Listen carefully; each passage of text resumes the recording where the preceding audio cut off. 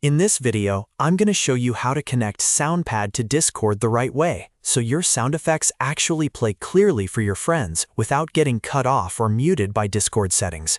This is a super useful setup if you want to make your calls, game chats, or group hangouts way more fun with sound effects, memes, or voice clips.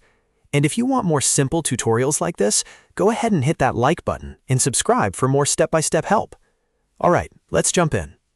First, open Soundpad on your PC. Once it's open, go up to the top menu and click File, then Preferences. Inside the Preferences window, click on the Devices tab. This is where you tell Soundpad which devices to use for recording in Playback.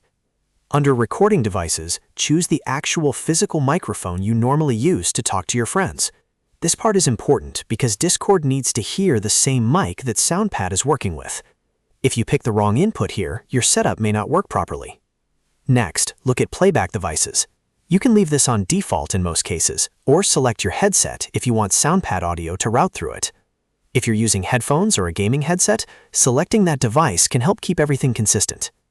After that, click Apply, then click OK to save the settings. Now let's move over to Discord.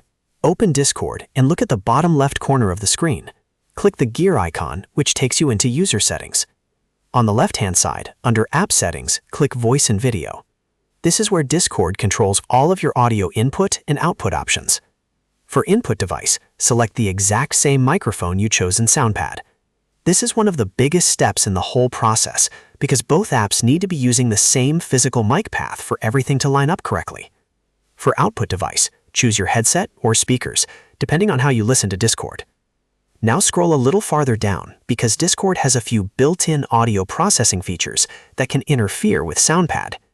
If your sound effects are not coming through clearly or they seem to cut in and out, these settings are usually the reason. First, find Input Sensitivity. Turn off Automatically Adjust Input Sensitivity. Once that is disabled, make sure the slider is set so Discord is actively picking up audio properly. This helps prevent Soundpad sounds from being ignored or blocked by Discord's auto detection. Next, find Noise Suppression and change it to None.